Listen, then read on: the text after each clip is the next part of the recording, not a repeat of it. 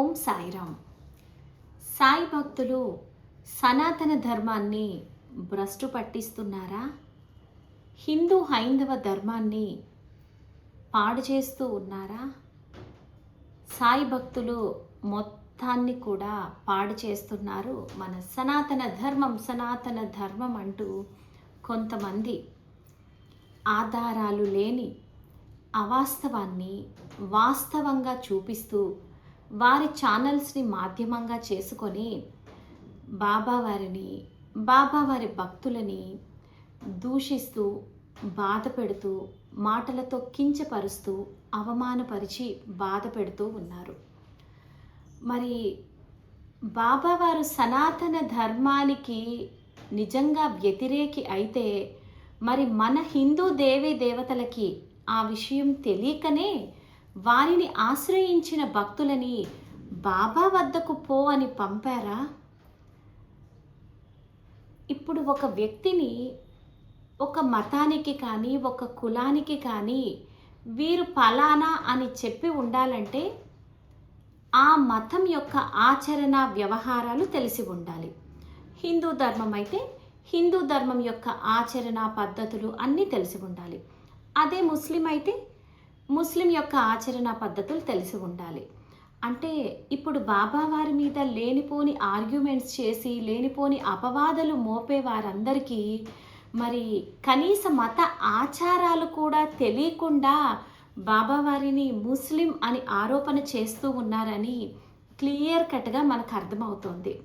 కానీ నిజంగా జ్ఞానవంతంగా ఉన్న భక్తులు మాత్రం అంతటి పరబ్రహ్మ మీదకు వెళ్తే ఒక చిన్న మేకపిల్ల పెద్ద కొండని తన తలతోటి ఢీకొట్టినట్టే అవుతుందని కొందరు, ఆకాశం మీద ఉమ్మేస్తే మన మొహానే పడుతుంది కదా అని మరికొందరు, సూర్యుడి శక్తిని ఆ తీవ్రతని అరిచేయి పెట్టి ఆపలేరు అని మరికొందరు సరిపెట్టుకున్నప్పటికీ అమాయక బాబా భక్తులు మాత్రం చాలా మనోవేదనకి గురైపోతూ ఉన్నారు ఆ మాటల వల్ల. అసలు బాబావారి మార్గమే సనాతనానికి పెను ప్రమాదమా అనేది ఈ విషయం మనం తెలుసుకుందాము. బివి నరసింహస్వామి పెద్ద పేరు మోసిన లాయర్. వీరు అరుణాచలం రమణ మహర్షి వారిని ఏమంటాం? సాక్షాత్తు శివస్వరూపముగా మనం భావిస్తాము. ఆ రమణుల వారిని ఆశ్రయించారు. ఆయన దగ్గర పెట్టుకోవచ్చు కదా రమణ మహర్షి వారు. ఆయన దగ్గర పెట్టుకోలేదు. నీ గురువు నేను కాదు, నీ గురువు వేరే ఉన్నారు, ఫలానా ప్రదేశానికి వెళ్ళు, నీవు ఆ కోవకు చెందిన వాడివి నాయన అని చెప్పి పంపిస్తారు. మరి ఇక్కడ రమణ మహర్షి వారు ఎంతటి వారో ప్రస్తుతం మనందరికీ తెలుసు. మరి వారికి తెలీదా? తనను ఆశ్రయించిన భక్తుని వేరే గురువు దగ్గరికి పొమ్మని చెప్పడం ఇది తప్ప? మరి వారికి తెలీదా? సరే, బివి నరసింహస్వామి వారు అనేక కష్టాలు ఎదుర్కొని షిరిడి సాయినాథుని సమాధి అయిన తర్వాత దర్శించడం జరిగింది. వారు ఆత్మసాక్షాత్కారం కూడా పొందిన వ్యక్తి కాబట్టే నేడు సమాధి మందిరంలో బాబా వారితో పాటు ఉన్న చిత్రపటాలలో బివి నరసింహస్వామి వారు కూడా ఒకరు. సరే, వీరు తరించి ఊరుకున్నారా అంటే ఊరుకోలేదు సుమి. మన తెలుగునాట పుట్టిన మరో ఆనిముత్యాన్ని బయటికి తీసుకొని వచ్చి సాధన ఈ విధంగా చెయ్యమ్మా అని చెప్పి మరొక ఆనిముత్యాన్ని బయటికి తీసుకొచ్చారు బివి నరసింహస్వామి. వీరు బాబాను ఆశ్రయించారు కదా, ఆయన ఏమన్నా చెడిపోయారా? మత మార్పిడి ఆయన చేసుకున్నాడా? లేదంటే కొంతమందిని మత మార్పిడిలోకి ఆయన తీసుకొచ్చారా? వారి చరిత్ర చూస్తే తెలుస్తుంది. మేం చెప్పిన బాబా భక్తుల కథలు, బాబా లీలలు అన్నీ కాకమ్మ కథలు అంటున్నారు. మీరు మాత్రం అదే సాయి సచ్చరిత్రలో మాటలు పట్టుకొని ఇక్కడ రాస్తుంది ఇదే కథ నిజం అంటున్నారు. అందులో కథలు మేము చెప్తే మాత్రం ఇవి కాకమ్మ కథలు అంటున్నారు. ఇది మేము చెప్పేది కాదు కదా. బివి నరసింహస్వామి వారి చరిత్ర చూస్తే మీకు తెలుస్తుంది. ఈ స్వామివారు ఏం చేశారు?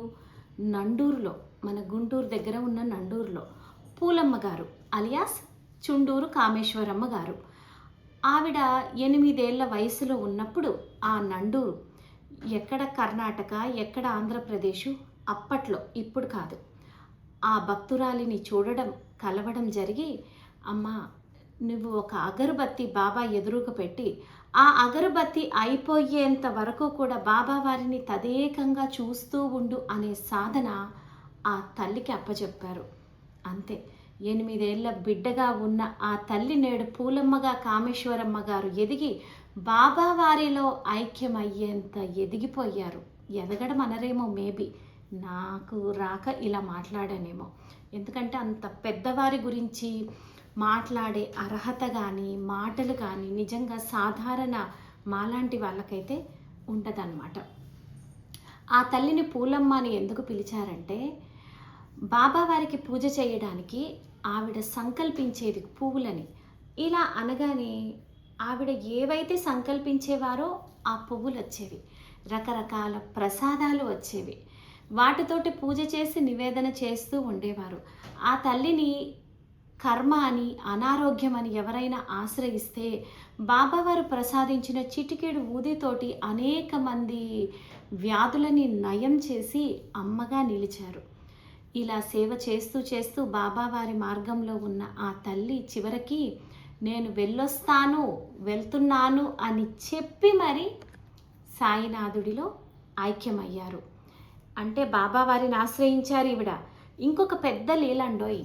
దాసగను మహారాజు అడగగానే సాయినాథుడు గంగా యమునలు వారి బొటనవేలు నుంచి వాటిని అప్పటికప్పుడు పుట్టించిన విషయం మనందరికీ విదితమే. అదేవిధంగా పూలమ్మ గారు కూడా కాశీ వెళ్ళి గంగలో స్నానం చేయాలి అని కోరిక వెలిబుచ్చగానే సాయినాథుడు ఆమెను కాశీ పంపలేదు. ఆవిడ పూజ చేసుకునే వారి ఇంట్లో బాబా చిత్రపటంలో నుంచి గంగమ్మ తల్లిని పుట్టించారు. ఇది పెద్ద లీల. ఇప్పుడు ఈ పూలమ్మ తల్లి కూడా బాబావారిని ఆశ్రయించారు. ఆవిడ సనాతన ధర్మం నుంచి విడిపోయారా? సనాతన ధర్మానికి కీడు హాని తలపెట్టేలా ప్రవర్తించారా? మోక్షాన్ని ఇచ్చేశారు సాయినాథుడు ఆ తల్లికి కూడా. ఇది విషయము. ఇంకొకరు సప్తశృంగి మాత అమ్మవారు. మహారాష్ట్రలో వని అనే ఊరిలో సప్తశృంగి మాత ఉంటారు అమ్మవారు. ఈ అమ్మవారి పూజారి కాకాజీ వైద్య, సద్బ్రాహ్మణుడు, ఆచారవంతుడు, నిష్ఠాగరిష్ఠుడు. ఆ తల్లి వారి కులదేవత, ఆలయ పూజారి. అమ్మ దగ్గర పూజ చేసుకుంటూ ఉన్నారు. కానీ ఈయనకెందుకో మనశ్శాంతిగా అనిపించదు. తల్లి నా మనశ్శాంతి కరువైపోయింది, నాకు మనశ్శాంతి లేదమ్మా అని అమ్మని అభ్యర్థిస్తూ అర్థిస్తూ ఉంటాడు. ఆ తల్లి ఒకరోజు స్వప్నంలో, నాయనా నీవు షిరిడి సాయిబాబాను ఆశ్రయించు, నీకు మనశ్శాంతి దొరుకుతుంది అని చెబుతుంది. ఇతను బాబా అనగానే మొదటి షిరిడి అని చెప్పలేదు. బాబాను ఆశ్రయించి అనగానే నాసిక్ త్రయంబకేశ్వరం వెళ్ళినాడు. అక్కడ ఉండి పంచాక్షరి మంత్రాలు, అభిషేకాలు అన్నీ క్రతువులు చేసుకుంటూ కొన్ని రోజులు ఉన్నారు.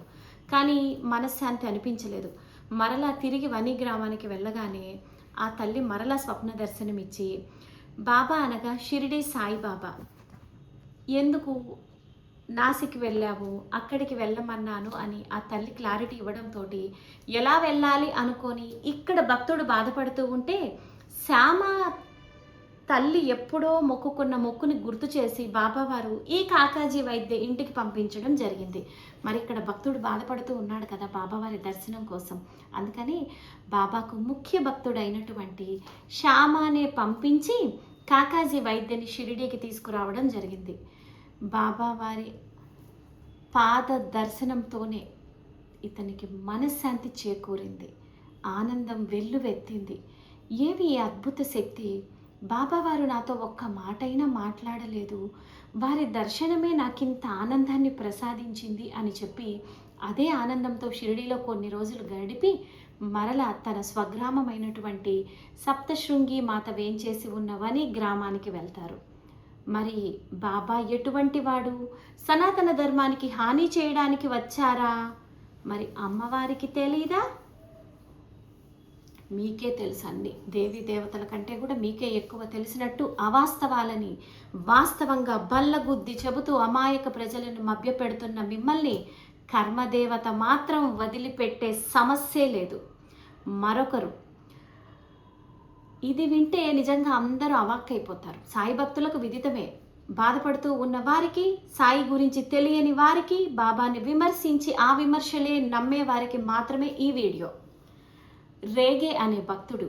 ఇతడు మధ్యప్రదేశ్ ఇండోర్లో హైకోర్టు జడ్జి. సాదాసీదా మనిషి కాదు, హైకోర్టు జడ్జి. ఇతను విష్ణుమూర్తి భక్తుడు. అయితే విష్ణుమూర్తి స్వయంగా కలలో కనిపించి ఈ రేగే అనే భక్తుడికి నీవు షిరిడి సాయిబాబాను ఆశ్రయించు అని చెప్పారు.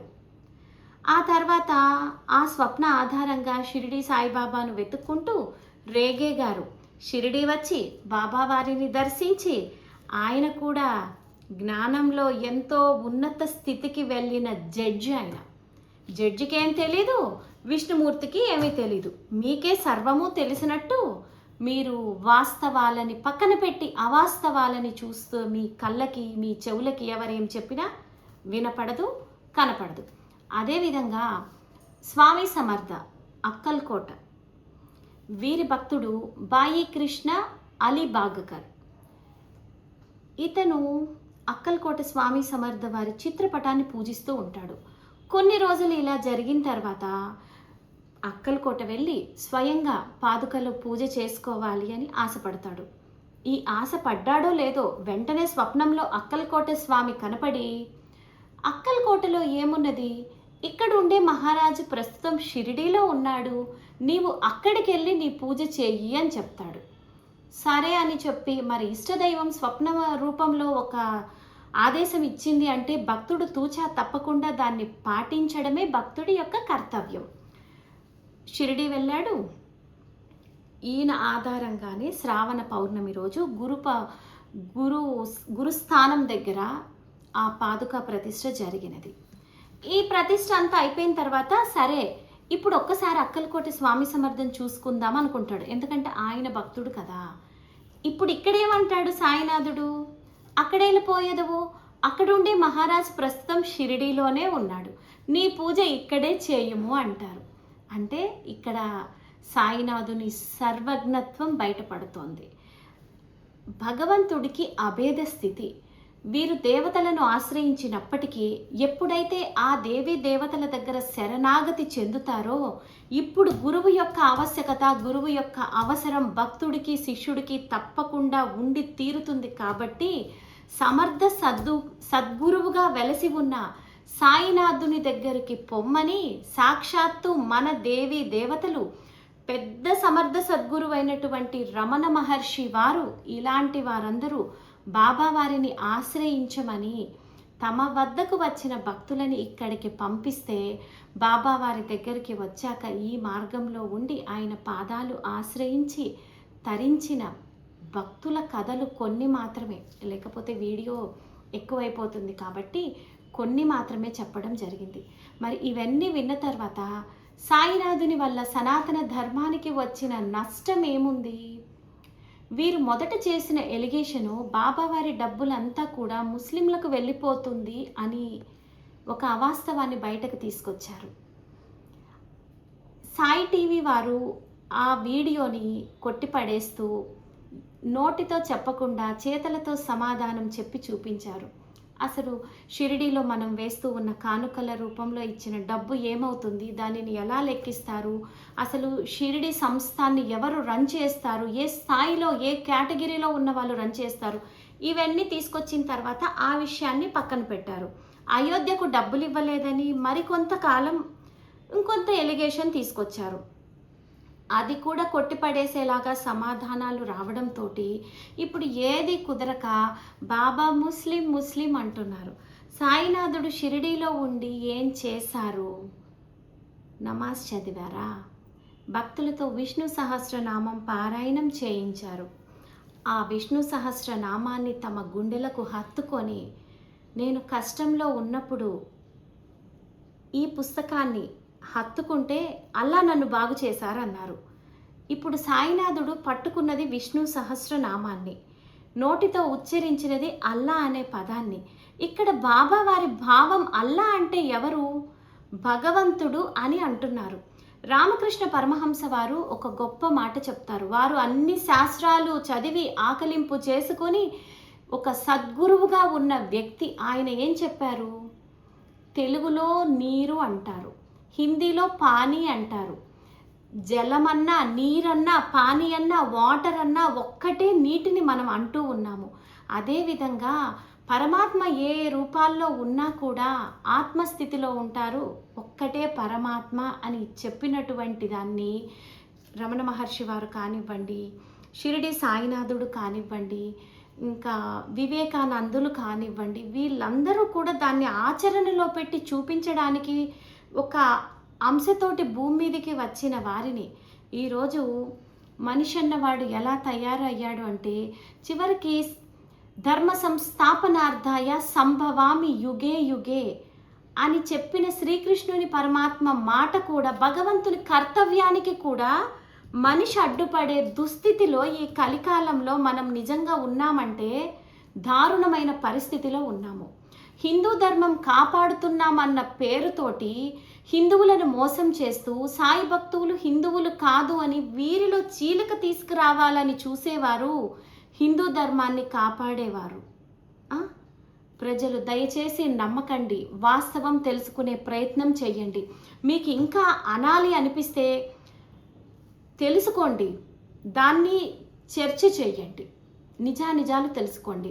ఒక్కసారి షిరిడి వెళ్ళి అక్కడ ఏం క్రతువులు జరుగుతున్నాయి, అక్కడ అసలు ఏం జరుగుతుందన్న విషయాన్ని తెలుసుకున్నా కూడా బాబా వారిని నింద చేసే ధైర్యం చెయ్యము. లేనిపోని మేరు పర్వతాల లాంటి పాపాన్ని ఒడిగట్టుకునే ప్రయత్నము చెయ్యము. అందరూ బాగుండాలి, అందులో మనం ఉండాలి. అందరి దేవుడు ఒక్కడే. భగవంతుడికి కుల మతాలు లేవు. అతీతమైన శక్తికి పరిమితమైన కులం ఏమిటి, మతం ఏమిటి? అందుకని ఈ చిన్న చిన్న గొడవలలోకి భగవంతుణ్ణి లాగొద్దు. మనమందరం కొట్టుకొని ఇతర మతస్థులకి చులకన కావద్దు అని మనస్ఫూర్తిగా కోరుకుంటూ సమర్థ సద్గురు సాయినాథ్ మహారాజ్కి జై.